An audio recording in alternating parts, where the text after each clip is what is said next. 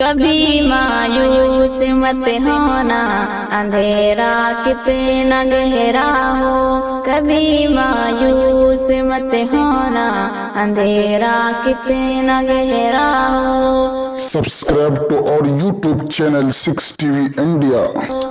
تلا تم آتے رہتے ہیں، سفینے ڈوبتے بھی ہیں، سفر لیکن نہیں رک۔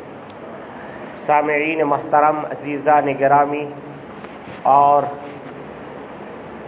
اس عظیم الشان مسجد الہلال میں جمع ہونے والے میرے ہلالی و نورانی و عرفانی بھائیوں اور دوستوں اور بزرگوں اور ساتھیوں، آج کا جمعہ کئی اعتبار سے بڑی فضیلت اور برکت اور سعادت والی ہے، کیونکہ ہم لوگ جیسے جیسے ایام اور دن اور رات گزار رہے ہیں ویسے ویسے ہم ایک خیر اور برکت والے مہینے کے قریب آ رہے ہیں،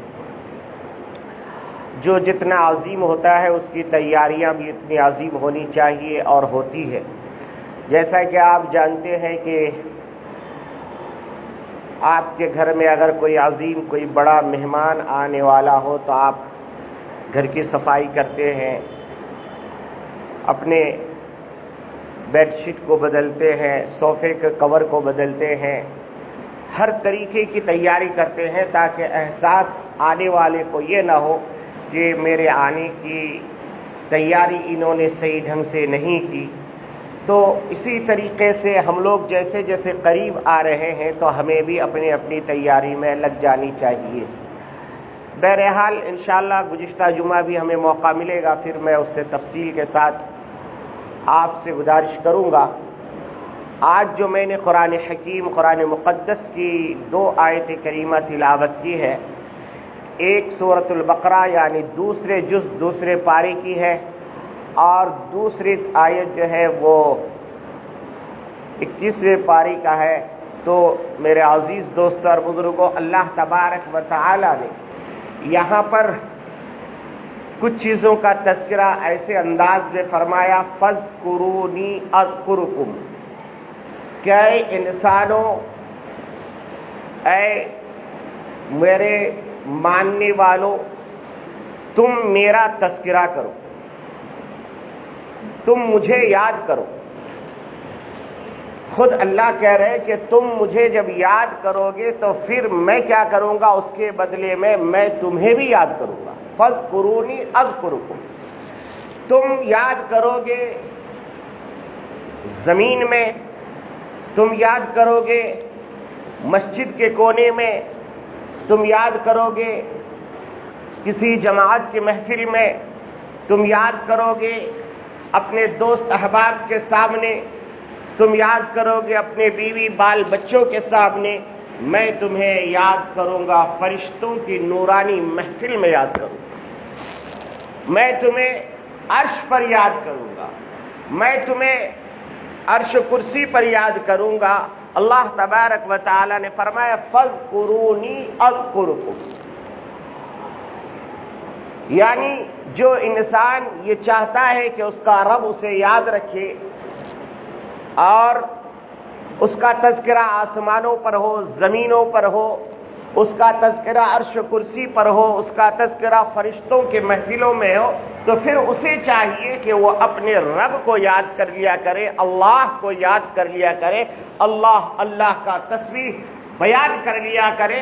جتنی بار وہ یاد کرے گا اس سے کہیں زیادہ اس کا رب اسے آسمانوں پر یاد کرے گا۔ اور اس کو میں مثال سے تمثیلاً عرض کرتا ہوں، سناتا ہوں۔ یہ تقاضا ہے لو اسٹوری کا، یہ تقاضا ہے محبت کا، یہ تقاضا ہے لو کا، یہ تقاضا ہے کسی سے اپنے دل کو لگا لینے کا۔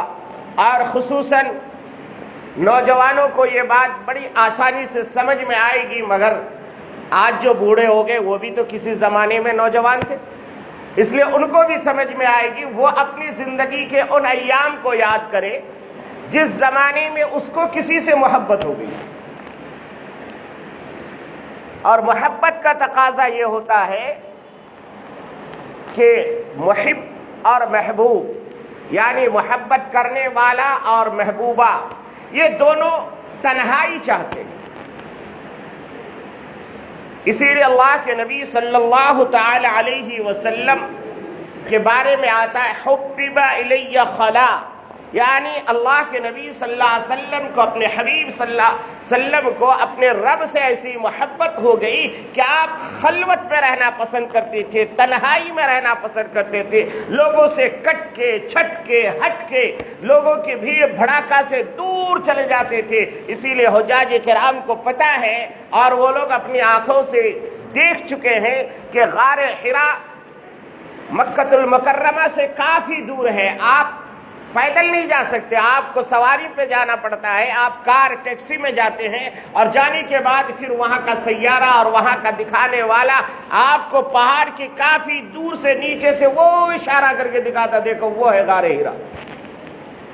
اس پہ چڑھنے کے لیے آپ ڈائریکٹ بھی نہیں چڑھ سکتے، آپ کو ہاتھوں سے پتھروں کو پکڑ کر کے بہت گھسیٹ کر کے آپ کو چڑھنا پڑے گا، اور کئی بوتل پانی کا آپ خالی کر دیں گے. مگر پیارے آقا محمد عربی صلی اللہ تعالی علیہ وسلم اپنے رب کی یاد میں آپ جو ہے 8 دن کا کھانا اور پانی لے کر چلے جاتے تھے. اور کبھی کبھی بعض مرتبہ ایسا ہوتا تھا کھانا پانی اگر نہ ہوتا آپ ایسے ہی چلے جاتے. ماں خدیجۃ الکبریٰ رضی اللہ تعالی عنہا کھانا پانی لے کر کے اپنے شوہر کو دینے کے لیے جاتے، اپنے گھروں میں سنائے، اپنے بچوں کو سنائے، اپنے بیویوں کو سنائے کہ بیوی مثالی کیسے ہوتی ہے. آپ کی بیٹی ہے تو آپ اپنے داماد کی فضیلت بیان کر کے بیٹی کو بتائیں کہ شوہر کا خدمت کرنا حضرت خدیجۃ الکبریٰ رضی اللہ تعالی عنہا کی سنت ہے. وہ جنت کی جو ٹھیکیدار ہیں مگر پھر بھی اپنے شوہر کی خدمت کرنے کے لیے حضرت خدیجۃ الکبریٰ کروڑ پتی ارب پتی عورت ہے مگر اپنی شوہر کے لیے کھانا اور پانی لے کر کے پیدل مکے سے کئی کلومیٹر جاتی ہے، پہاڑوں پہ چڑھتی ہے، پھر نبی پاک صلی اللہ علیہ وسلم کو کھانا اور پانی دے کر کے واپس آتے ہیں. اللہ کے نبی صلی اللہ تعالی علیہ وسلم وہاں صرف اور صرف اللہ کی یاد میں زندگی گزارتے. ایک زمانہ ہو گیا، اس کے بعد پھر اللہ تبارک و تعالی نے وحی کے ذریعے سے اقرا بسم ربک الذی خلق سورہ علق کی 5 آیتیں نازل فرمائی. اس کے پھر کچھ دنوں کے بعد اور دوسرے سورتوں کا نزول ہوا. پھر جو ہے ایک مرتبہ یاد رکھیے گا پوری سورت جو قرآن پہ نازل ہوئی سب سے پہلی سورت سورۃ الفاتحہ ہے. سورۃ الفاتحہ ایسے تو پڑھنے کے اعتبار سے آپ قرآن کھولتے ہیں تو سب سے پہلے ہے، مگر نزول کے اعتبار سے وہ سورت جو ہے سورہ علق کے بعد نازل ہوئی. مگر سورۃ العلق مکمل نازل نہیں ہوئی. سورۃ العلق کی 5 آیتیں صرف اللہ کے نبی صلی اللہ علیہ وسلم کو ملی، اور سب سے پہلی جو سورت مکمل سورت نازل ہوئی وہ سورۃ الفاتحہ ہے، سورۃ الخزانہ ہے، سورۃ الشفا ہے. اس کے 40 نام بتائے گئے حدیث میں، 40 نام اس سورت میں. بہرحال ایک زمانہ ایسا آیا کہ وحی آنی بند ہو گئی، کنیکشن نہیں مل رہا ہے، اور اس کا تقاضا باپ کو زیادہ ہوتا ہے. اس کا بیٹا یوکرین میں پھنس گیا، رشیا کی بمباری ہو رہی ہے، بیٹا گیا تھا وہاں MBBS پڑھنے کے لیے، اب مصیبت میں گرفتار ہے. بوڑھا باپ کانپتی ہوئی انگلیوں سے اپنے موبائل فون کو دباتا ہے، فون جاتے جاتے ٹو ٹو ٹو ٹو کر کے کٹ جاتا ہے. باپ کی کیا حیثیت ہوتی ہے کبھی آپ نے سوچا؟ جب کوئی اپنا بچھڑتا ہے تب پتہ چلتا. آپ جس کو چاہتے ہیں اس سے جب آپ بات کرنا چاہتے ہیں اور فون نہیں لگتا تب آپ کو پتہ چلتا ہے. اس وقت جن لوگوں کے رشتہ دار وہاں پھنسے تھے اور جن کے بچے آ گئے الحمدللہ ثم الحمدللہ، جن کے نہیں آ سکے ان سے پوچھو کہ کیا گزری ہوگی ان کے اوپر. تو میرے آقا صلی اللہ علیہ وسلم اپنے رب کی یاد میں وہاں جاتے تھے، اور اللہ کا کنیکشن نبی پاک صلی اللہ علیہ وسلم سے کٹ چکا تھا کچھ ایام کے لیے، کچھ دنوں کے لیے. غور سے سنیے گا، میں آپ کو بتا رہا تھا کہ نوجوانوں کو بڑا سمجھ میں آئے گا. یہ بہت اچھا مضمون ہے، اور میں نے اس لیے بیان کیا تاکہ آپ کے دل و دماغ میں اللہ کی محبت محبت چھا جائے اور آنے والا مہینہ صرف اور صرف اللہ کی یاد میں آپ گزار دیں. صبح اور شام اٹھتے اور بیٹھتے سموسے اور پپائی میں آپ کی زندگی نہ گزرے, دکان اور مکانوں کے چکر کاٹنے میں نہ گزرے, بلکہ صرف اور صرف اللہ کی یاد میں آپ کی زندگی گزرے. اس لیے میں نے جان بوجھ کے یہ مضمون کو چھیڑا ہے. اللہ کے نبی صلی اللہ تعالی علیہ وسلم اپنے رب کی یاد میں, اپنے معبود حقیقی کی یاد میں پاگل اور دیوانہ اور بالکل ایسا مطلب ہو گئے کہ آپ کو دن اور رات کچھ سمجھ میں نہیں آ رہا تھا, آپ پریشان حال ہونے لگے. رفتہ رفتہ رفتہ یہ کیفیت مکے والے پر ظاہر ہو گئی. اب مکہ والے تو پہلے سے ہی تیار بیٹھے تھے کہ کسی طرح ہمیں موقع ملے حضور پاک صلی اللہ علیہ وسلم کو طعن و تشنیع کرنے کا, حضور صلی اللہ علیہ وسلم کے اوپر الزام ڈالنے کا, حضور صلی اللہ علیہ وسلم کو بدنام کرنے کا. مکہ والے ایک دم بالکل تیار بیٹھے تھے. جیسے اللہ کے نبی صلی اللہ علیہ وسلم ادھر سے آئے تو انہوں نے کہا قد ودعک ربک, اے محمد ہمیں پتہ چلا ہے کہ تیرے رب نے تجھے چھوڑ دیا ہے, تیرا رب نے تجھے چھوڑ دیا ہے. اب آپ جانتے ہیں کہ کسی کو کوئی تکلیف سے گزر رہا ہو اور اس کے بعد پھر اس کو تانا دیا جائے تو کتنی تکلیف پہنچتی ہے, دل اور ٹوٹ جاتا ہے, بالکل ریزہ ریزہ ہو جاتا ہے. ہاں کوئی تسلی دے دے, کسی کا باپ کا انتقال ہو جائے گا, کوئی بات نہیں بھائی, کل نفس ذائقۃ الموت, موت تو ہر ایک کو آنی ہے.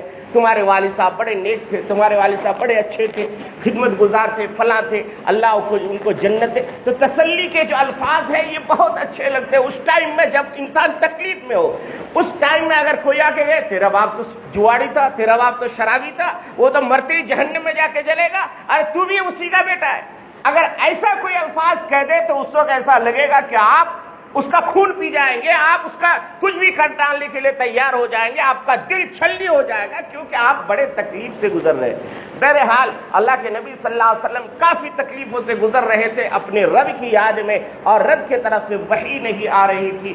اللہ تبارک و تعالیٰ کی طرف سے کوئی سندیش, کوئی ٹیلی فون, کوئی جو ہے کال نہیں آ رہا تھا. اللہ کے نبی صلی اللہ علیہ وسلم بے انتہا پریشان تھے. مکہ والوں نے کہا قد ودعک ربک, اے محمد ہم نے سنا ہے کہ تیرا رب بھی تیرا ساتھ چھوڑ دیا.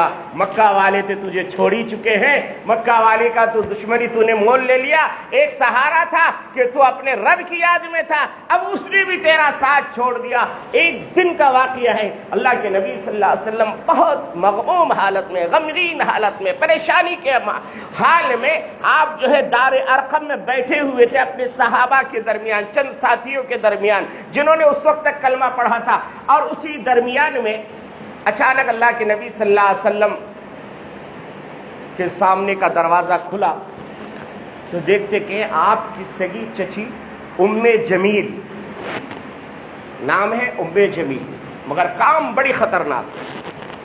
وہ کہتے ہیں محمد ارے ہم نے سنا ہے کہ جو شیطان تیرے اوپر وہی کرتا تھا وہ تو تیرا ساتھ چھوڑ دیا. یعنی اللہ کو بھی گالی دے رہی ہے. اللہ کے نبی صلی اللہ علیہ وسلم کا دل ٹوٹ گیا, آپ پھوٹ پھوٹ کے رونے لگے, اپنے رب کی طرف اپنے لو لگائے. اللہ تبارک و تعالیٰ کو ٹوٹا ہوا دل بڑا پسند آتا ہے. اللہ تبارک و تعالیٰ کے سامنے جب جو کوئی گر گڑاتا ہے, اللہ تبارک و تعالیٰ کے سامنے جب عز و نیاز, عاجزی اور انکساری اللہ کے تبارک و تعالیٰ کے سامنے کسی طریقے سے, ایسا نہیں ہے کوئی اچھے الفاظ ہی بیان کرے گا. آپ نے سنا ہوگا نا کہ حضرت موسیٰ علیہ السلام جنگل سے گزر رہے تھے, ایک چرواہا تھا, اس نے جو ہے اللہ کی محبت میں آ کے کہا کہ اللہ پتہ نہیں اگر تو مجھے ملتا تو تجھے میں نہلاتا دھلاتا, کتنا زمانہ ہو گیا تو نہایا نہیں ہوگا. اللہ پتہ نہیں تیرے بال کتنے بڑے بڑے ہوں گے, اگر مجھے تو ملتا تو میں تیرے بالوں کو کاٹ کر کے سنوارتا, اچھی طریقے سے تجھے جو پاؤڈر کریم لگواتا. اللہ پتہ نہیں تیرے ناخن کتنے بڑے بڑے ہو گئے ہوں گے, اگر مجھے ملتے تو میں تمہارا ناخن بھی کاٹ کر کے بالکل صحیح سلامت کر دیتا. حضرت موسیٰ ادھر سے گزر رہے تھے, آواز آئی یہ کون بیوقوف بول رہا, اللہ کا کہیں بال ہوتا ہے, اللہ کا کوئی ناخن ہوتا ہے, اللہ کے جو ہے اس طریقے سے اللہ کو یاد کر رہا ہے. اس نے بڑے زور سے ڈانٹا, کیا کہہ رہے تم. چرواہا نے دیکھا یہ تو موسیٰ ہے, یہ تو مار ڈالے گا. جلالی موسیٰ علیہ السلام, چرواہا بھاگے. اللہ تبارک و تعالیٰ نے حضرت موسیٰ کو کہا, اے موسیٰ ایک یاد کرنے والے کو تو نے مجھ سے بچھڑا دیا, کتنا اچھا مجھے وہ یاد کر رہا تھا، کتنا پیار آ رہا تھا مجھے اس کے اوپر، مجھے مزہ آ رہا تھا، وہ میری تعریف بیان کر رہا تھا، تو نے مجھے اس کو جدا کر دیا، جاؤ اس سے معافی مانگو۔ تو اللہ کو آپ کیسے یاد کرو گے؟ بس آپ کو جو زبان آتی ہے، جو آپ کہنا چاہتے ہیں ڈائریکٹ اللہ سے کہیے، اللہ آپ کے سننے کے لیے من حبل الورید اللہ تبارک و تعالی نے فرمایا۔ اللہ تو شاہ رگ سے بھی زیادہ قریب ہے۔ مرغی کو آپ نے ذبح کرتے ہوئے دیکھا ہوگا، یہاں سے کاٹتا ہے، جب تک ادھر کی گردن نہیں کٹتی، جب تک گردن میں ایک رگ ہوتا ہے وہ جب نہیں کٹتی تو اس کا جان نہیں نکلتی، اس کو رگے جان بولتے ہیں۔ فرمایا گیا کہ اللہ اس رگے جان سے بھی زیادہ انسان کے قریب ہے۔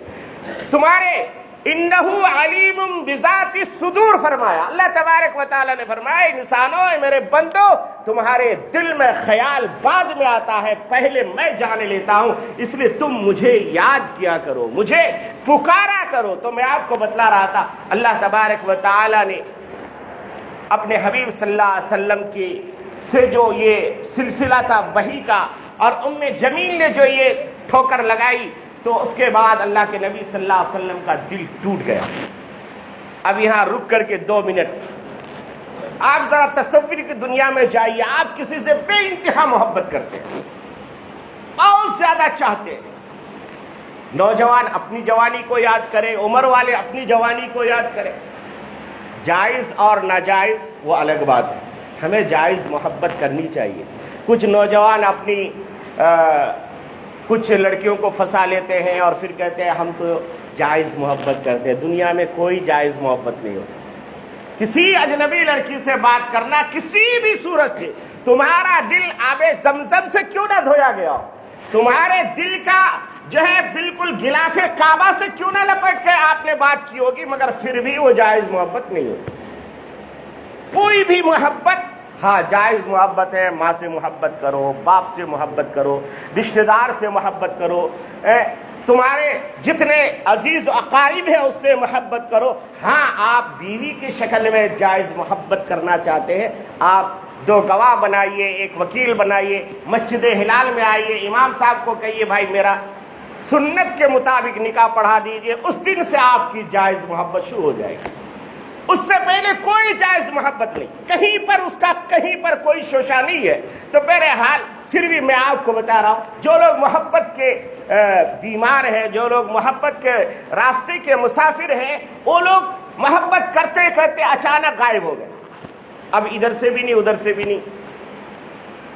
پھر جب پہلی ملاقات ہوتی ہے تو جو محبت کرنے والا ہے وہ اپنی محبوبہ کو یا اپنے محب کو کہتا ہے تیرے سر کی قسم، تیرے چہرے کی قسم، تیری ناک کی قسم، تیرے کان کی قسم، قسم سے میں آپ کو 1 منٹ کے لیے بھی نہیں بھولا، مگر میری مجبوری تھی کچھ، میں ایسا کچھ پھنس گیا تھا، میں ایسی جگہ چلا گیا تھا، میرا نیٹ ورک غائب ہو گیا تھا، میرا فون نہیں لگ رہا تھا، میں بس بہرحال آپ کو جو ہے تلاش کرنے کی کوشش کر رہا تھا، مگر کیا کہیے گا وہاں ایسی جگہ میں گیا تھا بالکل سنسان تھا، وہاں کوئی نیٹ ورک نہیں تھا، اس لیے تیری سر کی قسم، اور سر پہ ہاتھ بھی رکھ دیتا ہے، بالوں کو پکڑ کے کہتا ہے تیرے بالوں کی قسم ہے، میں بھولا نہیں آپ کو۔ اللہ تبارک و تعالی کو جب اپنے حبیب صلی اللہ علیہ وسلم کا یہ رونا، یہ دھونا، یہ پلانا پسند آیا تو اللہ تبارک و تعالی نے بالکل فوراً اپنے حبیب صلی اللہ علیہ وسلم کو کہا وَالضُّحَىٰ وَاللَّيْلِ إِذَا سَجَىٰ مَا وَدَّعَكَ رَبُّكَ وَمَا قَلَىٰ وَلَلْآخِرَةُ خَيْرٌ لَكَ مِنَ الْأُولَىٰ۔ مفسرین کرام بیان فرماتے ہیں کہ جب حبیب صلی اللہ تعالی علیہ وسلم پریشان ہو گئے اپنے رب کی یاد میں تو اللہ تبارک و تعالی نے اس سورت کا نزول فرمایا، اور فرما کر کے اللہ تبارک و تعالی نے اپنے حبیب صلی اللہ تعالی علیہ وسلم سے کہا اے میرے پیارے پیغمبر،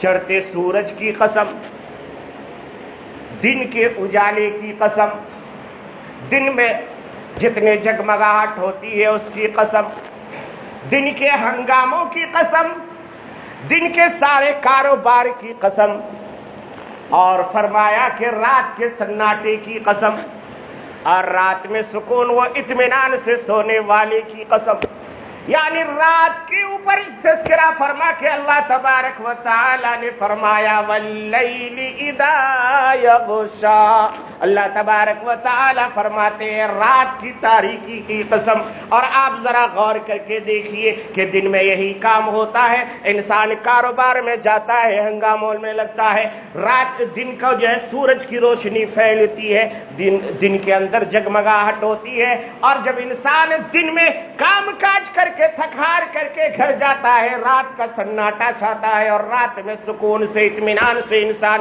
سو جایا کرتا ہے۔ تو اللہ تبارک و تعالی نے فرمایا دن میں جو جو کام ہو سکتے ہیں ان سارے کاموں کی قسم اور رات کے سارے کاموں کی قسم۔ اور حضرت تھانوی رحمت اللہ علیہ نے اپنے حبیب صلی اللہ علیہ وسلم کی محبت میں ڈوب کے اس آیت کا تذکرہ فرمایا کہ میرے آقا صلی اللہ تعالی علیہ وسلم کے بارے میں فرمایا کہ نہیں بلکہ اس آیت کی مراد یہ ہے کہ اللہ تبارک و تعالی فرماتے ہیں اے پیارے محبوب صلی اللہ تعالی علیہ وسلم، اے میرے آقا، اے میرے محبوب، تیرے چہرے کی چمک کی قسم،